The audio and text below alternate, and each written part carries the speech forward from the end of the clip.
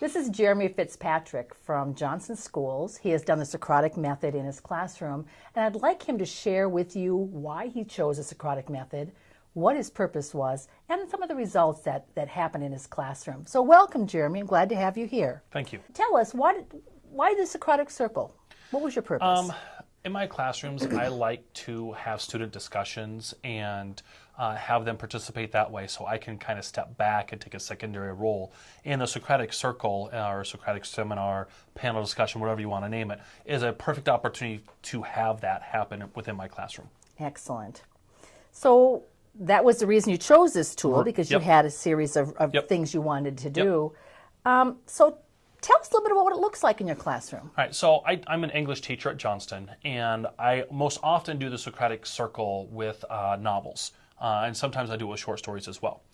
It's a couple-part process. To begin with, I let the students know, hey, we're going to do this Socratic Circle or panel discussion. And the way it looks in my classroom is I split the class up into two sections. A lot of times it's an A or a B or a 1 or a 2. Sometimes I let them choose their partners. Sometimes I choose partners for them. Whichever way you're comfortable with, go with that method.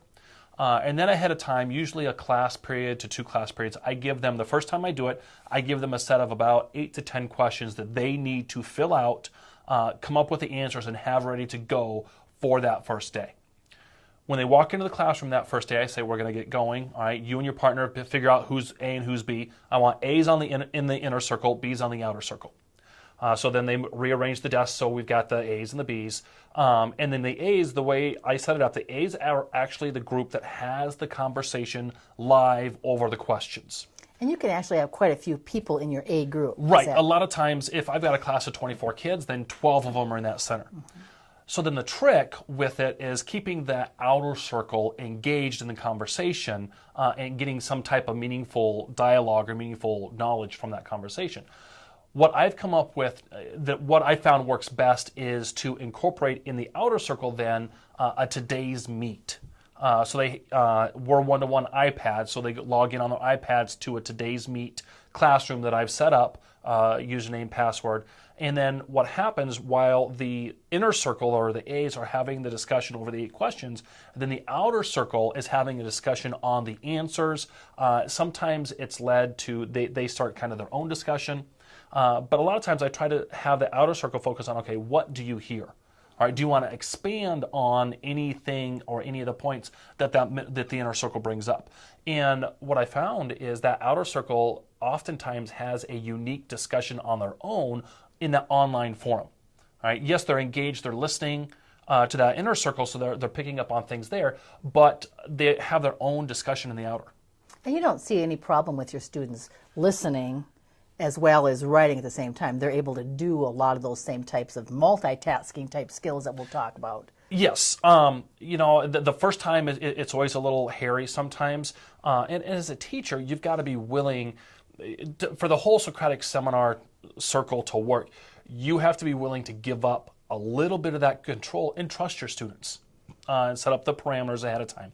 One of the things that I do with the outer circle is I'm on that today's meet as well, kind of as a room monitor. So if I see that discussion starting to take get off track or go in a way that isn't necessarily appropriate, or I want to draw them back, I will throw in a question and let them know, hey, this, you need to draw that, that's inappropriate.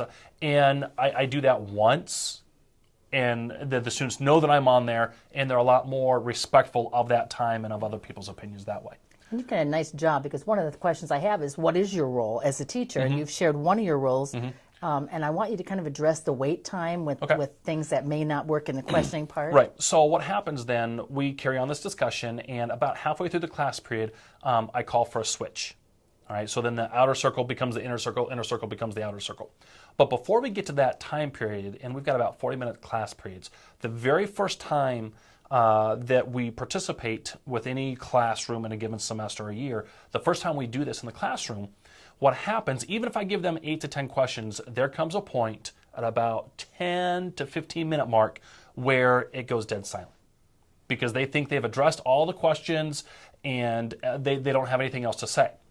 As a teacher, this is where that wait time really comes into play, because I tell them, once this starts, I do not participate, I will not participate. So what happens is that lull, that dead space comes up, that silence, and I just sit there. And I sit there and I sit there, and eventually somebody else has something else to contribute. And once they understand that I won't jump in and save them or add to the conversation or ask this leading question or anything like that, then they realize, oh, we have to do this all ourselves, and that's what they end up doing. So the second and third time that I do it, there's no problem with them speaking for that full 20 minutes. Excellent. And I think that's one of the things that as teachers, we want to be so right there for them. That wait time is really critical, especially in Socratic Circle, because it's really about the kids and what they're sharing and what they're learning and what they're hearing. Right. And the first time, like I said, I give them 8 to 10 questions the first time we do it. And each time we do it after that, I reduce the number of questions that I give them, so that last time, I'll tell them, look, we're doing a panel discussion, Socratic Circle tomorrow. You need to be ready to discuss the whole book, this part, this short story. And I don't give them any questions. They come in and they discuss whatever we're reading. Some really great critical thinking that's going on, as well as the communication part. Yep. You mentioned that there's a lull in the conversation and someone just picks up and says something. Do you see students taking their own roles, or is there some natural roles that start to evolve as those students are in the A circle? A little bit of both. Sometimes what happens, every class has the students that naturally step up and respond. Either those students will take over and kind of help facilitate stuff. And about half the time, I've seen students that aren't necessarily the first ones to bring the answer. If they know that they've all got to participate, they've all got to speak, a lot of times it's a student that is that second or third kid that wants to talk, or a kid that sometimes doesn't necessarily get their voice heard all the time, will kind of step up and help facilitate and take on that role. So it's really not any one particular person, but they will step up, somebody will step up and facilitate and become that leader. Do you grade this? Yes and no. It's more of a formative assessment for me, so it doesn't always necessarily go in the grade book as a full-blown grade. I do collect the questions the first couple times, so I have something to make sure students are being prepared and things like that. And if I do give them points for it, it's more participation points. Sure. Were you ready? Did you prepare? Did you participate? And it's like on a 5-point scale. 5, you got it. 0, you didn't. 2, you were kind of ready. 1 comment here or there. But for the most part, most students get the full participation points. So as you use the Socratic Circle, what were the results you were hoping for? And did you get the results you were hoping for? Okay. The original intent when I first started Socratic Seminar was to get to the deeper meaning and to get the student to express their ideas and opinions and start making connections not only in the book but to their own lives and their own experiences. Because students are no different than adults, that they all have their own unique experiences that they can bring to a discussion. Not everybody has traveled or not everybody has the same experiences. So having this, I wanted those students to bring their own personal flavor into the discussion and make connections that were meaningful for them. Does that happen? Eventually it gets to that point. Sure. That first time, like I said, it's hard because they're still getting used to it and the wait time and they're still figuring everything out. But by the time we roll around to that third one that we do with a novel or whatever, I've had some really neat connections that the students have brought in. Not only to their own lives, but to world events that are happening at the time period. I've also had students compare to other literature that we've read in the class or from another class. And that's really neat when they start making those connections on their own.